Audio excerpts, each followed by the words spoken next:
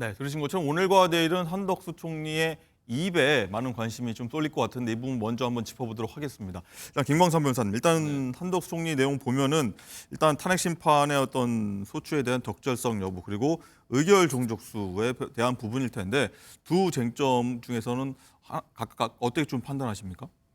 일단 이제 본인에 대한 탄핵 심판이잖아요. 네. 또 하나는 이제 탄핵 심판이 됐는데 이제 탄핵 소추 의결할 때 국회에서 과연 대통령의 권한 대행이기 때문에 대통령에 준하는 3분의 2의 정족수가 필요한 건지 아니면 일반 국민의원 총리처럼 2분의 1로 탄핵을 할 수 있는 건지 네. 그게 사실은 전제가 돼야 하는 거예요. 그래서 만약 이 부분에 있어서 이제 국회에서 3분의 2로 해야 하는데 2분의 1로 했다고 한다면 그건 이제 각하 사유가 되는 겁니다. 네. 그래서 사실은 지금 탄핵 심판 한덕수 총리에 대한 탄핵 심판하고 권한제한 심판은 사실은 별개로 된 거지만 네. 동전의 양면과 똑같은 거죠. 어차피 어차피 권한제한 심판이 없다 하더라도 탄핵 심판에서는 이걸 판단을 해줘야 하는 네. 이제 그런 상황이기 때문에 아마 근데 이제 우리가 관심 있게 볼 부분은 그러면 한덕수 총리에 대한 탄핵 심판 결정이 언제 날 거냐 이 부분이에요. 그런데 이게 대통령 탄핵 심판과 좀 물려 있는 측면이 있죠. 뭐 한덕수 탄핵 심판부터 해야 된다 이런 의견도 있었고요. 그리고 인용이 된다면 뭐 이대로 가겠지만 만약에 기각이 되면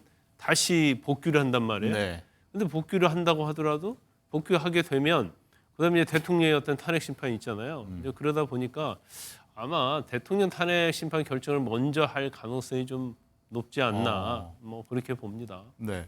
자, 김상현 부대변인 일단은 뭐 대통령 탄핵 심판 선고가 먼저 나올 것 같다는 말씀하셨고 만약에 또 한덕수 총리 뭐 결과가 더 판단이 먼저 나온다고 하면은 또 이 앞서 최상목 대행이 임명했던 뭐 재판관들 이것도 어떻게 해야 되냐 이런 문제도 나올 수 있고 좀 꼬일 수도 있는 문제 같아요. 어떻게 보십니까? 최상목 권한대행이 헌재 재판관을 임명한 것은 네. 권한대행의 자격을 가졌을 때 이미 행사된 그 권한이기 때문에 그것이 문제가 될 이유는 저는 없다고 보고요. 그 한덕수 총리가 권한대행으로 복귀를 한다면 그때서부터 권한대행직을 가지고 또 권한을 행사하면 되는 것이기 때문에 그 논란은 저는 없다고 보고요. 1번. 그리고 두 번째로 권한쟁의와 탄핵 심판 이 두 개는 저는 개인적으로는 권한쟁의가 먼저 결론이 나야 된다고 봐요. 예. 왜냐하면 그 151석으로 탄핵할 수 없다라고 결정이 나면은 이게 탄핵 자체가 네. 지금 심판 대상이 될 수가 없잖아요. 탄핵 소추의 과정부터 봐야 과정 된다. 아니 그러니까 그 과정이 아니라 이제 이 절차가 네. 절차가 제대로 요건이 맞았느냐 이 부분을 먼저 봐야 되는 거죠. 그러니까 모든 재판에서도 기본적으로 뭐 청구인 적격이라든가 뭐 절차라든가 이런 거 먼저 보잖아요. 네. 그러니까 그런 걸 보듯이 기본적으로 이 전제가 되는 부분 다시 말해서 151석으로 권한 대행을 탄핵하는 것이 맞냐? 국무총리를 그 당시에 그러면은 또 국무총리로서의 요건만 가지고 탄핵이 될 수 있는 것이냐? 네. 뭐 이 두 개에 대해서 먼저 정리를 해주고 난 다음에 탄핵 심판에 대해서 봐야 되는 것 같고요. 네. 그다음에 탄핵 심판 결정도 제가 볼 때는 이제 좀 시간이 그렇기 때문에 좀 더 걸리는 문제가 되고 네. 그리고 앞서 말씀해 주신 것처럼 대통령 탄핵 심판이 이미 상당 부분 진행이 됐기 때문에 그거보다는 시간이 더 걸리지 않을까 싶습니다. 네. 그리고 또 하나죠. 이 한 총리가 내일 이제 증인으로 나서서 윤 대통령 탄핵 심판에 어떤 증언을 하게 될 텐데, 자, 여기에 대해서는 일단 국무회의 요건이 됐냐 안 됐냐 이 부분이 좀 관건이고 쟁점이 될 것 같은데 김광삼 변호사님, 일단 여기에 대해서 한 총리가 기존 입장을 좀 유지할지 번복할지가 관심 아니겠습니까? 그건 좀 봐야 할 것 같아요. 네. 일단 비상계엄에 있어서 제일 절차적 요건 중에 제일 중요한 것이 이제 국무회의 아닙니까? 네. 그래서 국무회의에서 이제 심의를 거쳐야 하는데 이게 실질적으로 이루어지느냐 이루어지지 않느냐 이거에 따라서 사실은 헌법과 법률 위반이 되느냐 안 되느냐 굉장히 중요한 그러한 요건이다 이렇게 보면 될 것 같아요. 그런데 한덕수 총리는 이전에도 여러 가지 진술을 할 때 그 당시에 어떤 국무회의 심의가 계엄에 대해서 이제 제대로 이루어진 건 아니다는 취지로 네. 얘기했고, 그랬었죠. 그리고 간이로 이루어졌다. 근데 이제 간이로 이루어졌다 하더라도 사실은 이제 심의가 정족수인 11명의 국무위원들이 모여서 조금이라도 논의를 했다고 한다면 이거 심의라고 볼 수 있거든요. 그런 과정을 이제 거쳤느냐 안 거쳤느냐는 건데 한덕수 총리는 약간 정상적인 국무회의는 아니었다 이렇게 이전에 이미 이 얘기를 했기 때문에 네. 일단 뭐 내일 증인신문 할 때도 그걸 이주를 할지 그걸 봐야 할 것 같아요. 근데 이상민 전 장관은 지난번 탄핵 심판 증언에 나와서 국무회의 심의가 뭐 정상적으로 거쳤다 이렇게 그랬었죠. 뭐 이전에 다른 국무위원들과 뭐 다른 얘기를 했거든요. 그래서 이제 그러한 내용에 대해서 내일 뭐 검증을 하는 증언이다 이렇게 볼 수 있습니다. 네, 김상일 부대변인 네. 일단은 윤 대통령 측이 좀 증언을 요청해서 한덕수 총리가 나오게 된 그렇죠. 건데 입장을 계속 유지할지 다른 의견을 낼지 뭐 다른 증인들이 좀 현재 재판소 나와서 다른 말을 한 부분이 있지 않습니까? 그렇게 갈지 어떻게 보십니까? 저는 입장을 유지할 거라고 봅니다. 본인이 공무원으로서 오랜 동안 생활하면서 이런 경우에 대해서 본인은 처음 봤을 것이고요. 그리고 공무원으로서 감당할 수 있는 어떤 책임감의 범위 이걸 좀 넘어섰다고 지금 판단하고 있는 것 같아요. 네. 그렇기 때문에 입장을 유지할 것이라고 보고요. 대통령이 뭐 실질적으로 국무회의가 있었다. 이거는 저는 제가 국회에서 뭐 20년 가까이 있으면서 실질 행정이라는 말을 들어본 거는요. 제가 올해 담당한 조세 분야 빼고는 없어요. 네. 모든 행정은 실질 행정이라는 게 있는 게 아닙니다. 전부 다 형식 요건을 갖춰야 되는 것이고 법적인 어떤 절차나 이런 걸 갖춰야 되는 겁니다.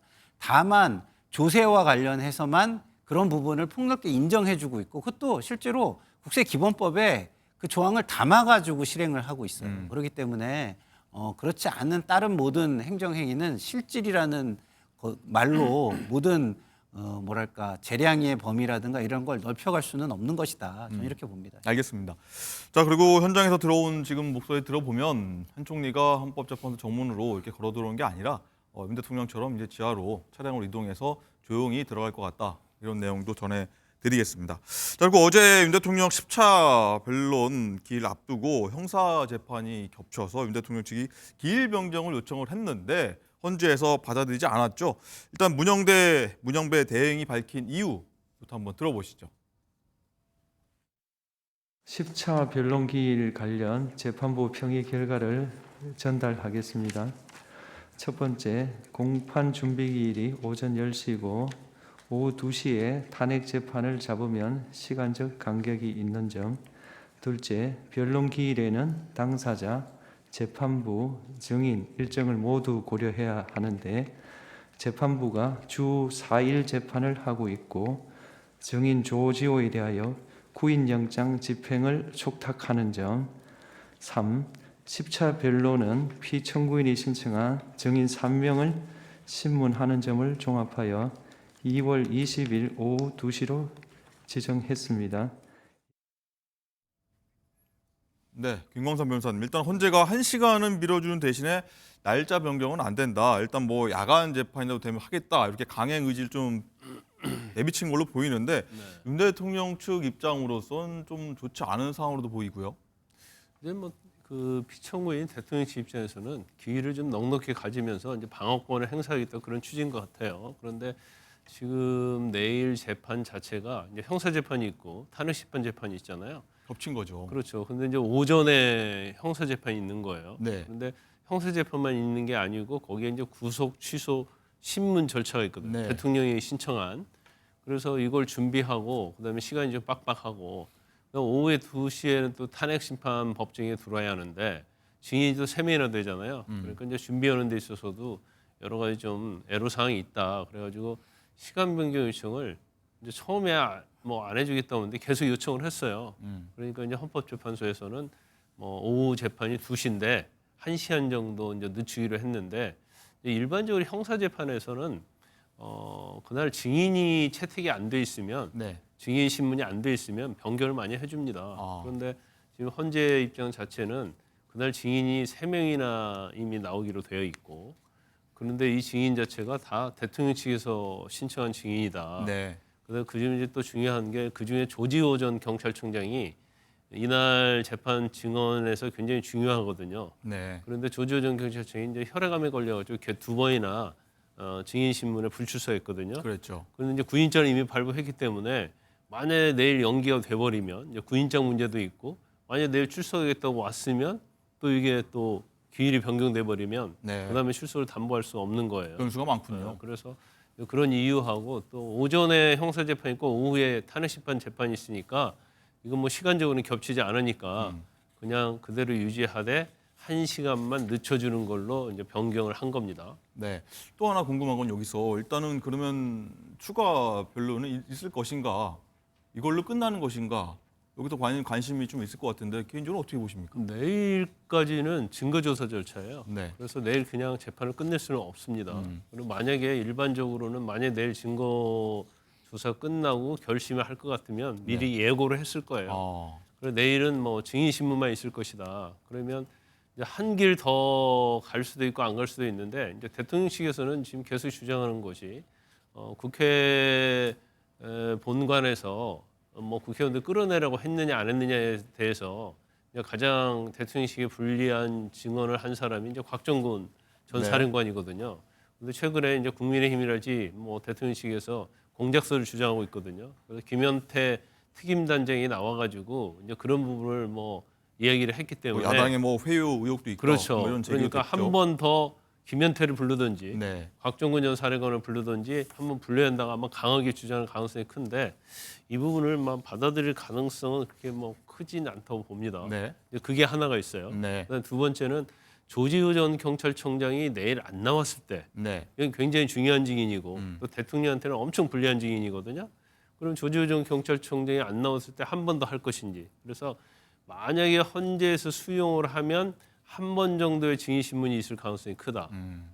그렇지 않다고 한다면 이제 그 다음 기회에 최후의 주장, 의견 진술 듣고 그 다음에 이제 결정을 하는. 그러면 결과적으로 이제 3월 넘어가서 적어도 3월 중순 이전에는 이제 선고할 가능성이 크다. 저는 그렇게 봅니다. 네, 추가 기일이 다음 주 한 번 더 잡힐 수도 있다는 의견 주셨고요. 일단 김상희 부대변인 네. 이렇게 되면은 3월 초 중순 선고는 뭐 거의 기정사실화됐다 이렇게 보는 시각이 좀 많은 것 같아요. 그렇죠. 예, 저는 이렇게 헌재가 좀 단호하게 입장을 확정한 이유가 네, 국민의힘 측에서 헌재의 권위와 신뢰를 훼손하는 행위를 너무 지속적으로 하기 때문이라고 보고요.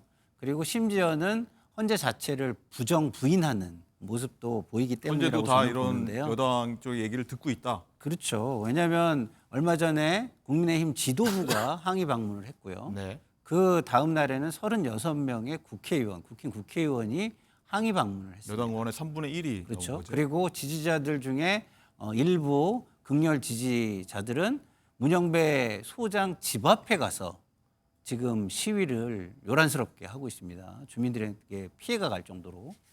그런 것들을 볼 때 일부 의견을 수용을 해준 것이 오히려 이게 잘못된 시그널을 전파하는 거 아닌가 이런 우려가 있을 수 있어요. 국민의힘과 지지층에 우리가 이렇게 하니까 헌재가 뒤로 물러나는구나, 겁을 먹는구나 이렇게 잘못 생각하고 우리가 좀 더 하면은 헌재를 우리가 주무를 수 있겠구나 이런 잘못된 어떤 인식을 심어줄 수 있다는 우려를 저는 가지기에 충분한 상황이라고 보기 때문에 네. 이런 것들이 헌재를 좀 더 단호하게 만드는 거 아닌가 이런 생각마저 듭니다. 네. 자, 그런가 하면 어제 윤 대통령이 헌재까지 왔다가 변론 직전에 불참하겠다고 해서 다시 법무부 차량을 타고 구치소로 돌아간 일이 있었는데, 자, 김광사 변호사님, 이게 헌재에 왔다가 어떤 일이 있었길래 1시간 반 정도 머무르다가 돌아갔느냐, 여기 굉장히 궁금증을 많이 자아내고 있거든요. 이제 일반적인 재판에서는 이제 증거 조사를 하고 그 중간에 의견 진술할 기회를 주고 그런 경우는 거의 없습니다. 네. 그래서 이런 거에 이제 변호사도 익숙하지 않는 거고요. 이제 헌재에서 원래 의도했던 것은 이제 증거 조사, 그러니까 양쪽에서 제출한 증거에 대해서 동의 부동의, 그래서 증거를 채택할지 말지에 대한 네.